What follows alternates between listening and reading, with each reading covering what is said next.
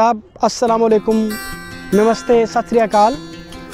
मेरी आज की वीडियो एक दफ़ा फिर राजा हरीशचंद्र के बारे में है, लेकिन आज हम बात करेंगे राजा हरीशचंद्र का जो फिल्म का प्लॉट है उसमें क्या कहानी है और इसकी जो मिथोलॉजिकल स्टोरी है उसमें और इसमें क्या फ़र्क है।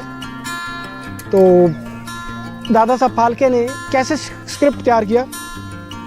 राजा हरीशचंद्र का सबसे पहले जिक्र आया महाभारत में और उसके बाद रामायण में। और ऐतरेय ब्राह्मण लेजेंड के मुताबिक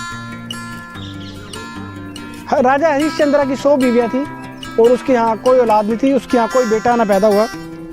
तो उसने बहुत सारी दुआएं की लेकिन कोई दुआ कबूल ना हुई। और उसको एक ज्ञानी ने, एक पंडित ने या एक गॉड कह लीजिए, निरादा ने कहा कि तुम वेरोना गॉड के पास दुआ करो और हो सकता है तुम्हारी दुआ कबूल हो जाए। और राजा हरीशचंद्र ने ऐसा ही किया। वो वेरोना के पास गया या वरुणा के पास गया तो उसने कहा कि ठीक है, तुम्हारी ये ख्वाहिश पूरी हो जाएगी लेकिन तुम उस बच्चे की कुर्बानी दोगे। तो राजा हरीशचंद्र ने ये शर्त मान ली और राजा हरीशचंद्र के यहाँ बेटा पैदा हुआ और उसका नाम उसने रोहित्या रखा। और उसके बाद वरुणा ने उससे कहा कि तुम अपनी शर्त के मुताबिक अपने बच्चे की कुर्बानी दो, लेकिन राजा हरीशचंद्र उससे टालता रहा और टालते टालते वो बच्चा जवान हो गया। और आखिरकार राजा हरीशचंद्र ये बात मान गया कि मैं अपने बेटे की कुर्बानी दूंगा। लेकिन जब बेटे को पता चला रोहित्या को तो उसने इस बात को मानने से इनकार कर दिया और वो जंगल में चला गया। और जंगल में उसने एक शख्स को तैयार किया जो उसकी जगह कुर्बानी देगा, सुनाशिपा। और सुनाशिपा ने वरुणा से कहा कि रोहित्या की जगह मैं कुर्बानी दूंगा। और बाद में सुनाशिपा ने इंद्रा के आगे उसके पास जाके दुआ की और उसकी वो जो कुर्बानी की जो शर्त थी वो ख़त्म कर दी गई। और बाद में सुनाशिपा को विश्वामित्रा ने अडॉप्ट कर लिया या उसे अपना बेटा बना लिया। तो ये वो स्टोरी है जो ऐतरेय ब्राह्मण लेजेंड में है। और अब हम बात करेंगे जो फिल्म का प्लॉट है जो दादा साहब फाल्के ने लिखा, उसमें क्या है वो हम आपको बताएंगे। अब हम बात करते हैं जो दादा साहब फाल्के ने जो राजा हरीशचंद्र का फिल्म में प्लॉट लिखा या उसकी जो स्क्रीन प्ले जो उसका लिखा उसके बारे में बात करते हैं। वो महाभारत, रामायण और ऐतरेय ब्राह्मण लेजेंड से थोड़ा सा मुख्तलिफ है।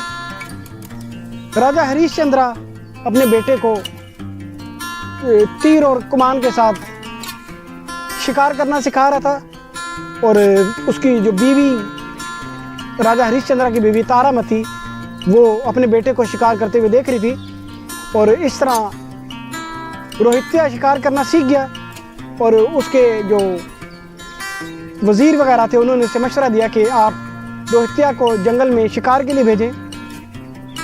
और जब वो जंगल में शिकार करने गए हरीशचंद्र और रोहित्या, तो उसके शिकार के दौरान एक गॉडेस थी विश्वामित्रा, वो त्रिगुणा शक्ति यानी कि 3 पावर्स की कोई इबादत कर रही थी और उसकी इबादत को उसमें मुखिल हुए।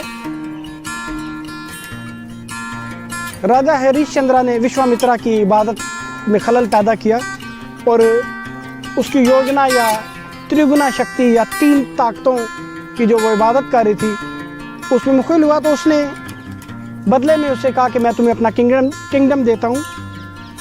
और उसके बाद वो जो किंगडम था वो विश्वामित्रा के पास आ गया और तारामती को उसने विश्वामित्रा के पास भेज दिया।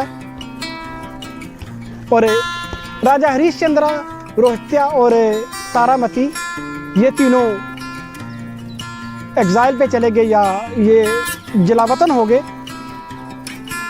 और इस दौरान दक्षिणा के तौर पे रोहित्या जो है वो उसकी जान चलेगी, या ये कह लीजिए कि विश्वामित्रा के कर्ज की वजह से रोहित्या जो है वो फौत हो गया।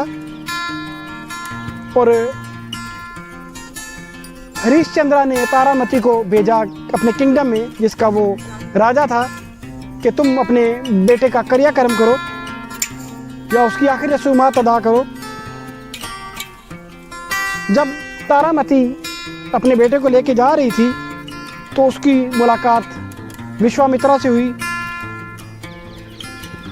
और विश्वामित्रा से उसको ट्रैप किया गया, या वो किसी वजह से उससे प्रिंस काशी या किसी शहजादे काशी का कत्ल हो गया।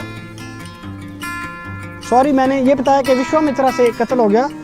वो जब अपने बेटे की आखिरी रसूमात अदा करने के लिए उसे लेके जा रही थी तो उससे किसी प्रिंस तारामती से, यानी राजा हरिश्चंद्र की बीवी से, उस प्रिंस काशी का कत्ल हो गया। उसे दूसरे लफ्ज़ों में ट्रैप किया गया, और विश्वामित्रा ने कहा कि राजा हरिश्चंद्र अपनी बीवी का सर काट दे या उसको जान से मार दे, या दूसरे लफ्ज़ों में उसका सर तन से जुदा कर दे। जब विश्वामित्रा ने तलवार उठाई अपनी बीवी का सर कलम करने के लिए, इसी दौरान लॉर्ड शिवा आए, भगवान शिवा आए, और उन्होंने विश्वामित्रा को ये बात जाहिर की कि हम राजा हरिश्चंद्र का इम्तहान ले रहे थे, और उन्होंने राजा हरिश्चंद्र को उसकी बादशाह, उसका किंगडम उसको वापस कर दिया, और तारामती का जो कसूर था वो भी माफ़ हो गया, क्योंकि ये सारा एक ट्रैप था। और रोहित सेवा जो है, रोहित सेवा वो भी दोबारा ज़िंदा हो गया। और दादा साहब फाल्के ने एक इंडियन मिथोलॉजी को बड़ी खूबसूरती से अपने अंदाज में स्क्रीन प्ले उसका तैयार किया, और इसमें कुछ करैक्टर वही हैं जो ऐतरेय ब्राह्मण लेजेंड में है, लेकिन उन्होंने एक बाकायदा एक फिल्म मेकर की तरह एक स्टार्ट लिया, एक उसका मिडल था और उसका एंड था, और एंडिंग बहुत खूबसूरत थी, इसलिए ये फिल्म बहुत कामयाब हुई। और पहले उन्होंने राजा हरिश्चंद्र बनाई, फिर जब डैमेज होगी तो सत्यावधा राजा हरिश्चंद्र बनाई। मुझे उम्मीद है आपको ये प्लॉट पसंद आया होगा, ये स्टोरी जो उन्होंने बनाई पसंद आई होगी। और इसके बाद जो मैं वीडियो बनाऊंगा वो होगी 1913 में जो फिल्में बनी।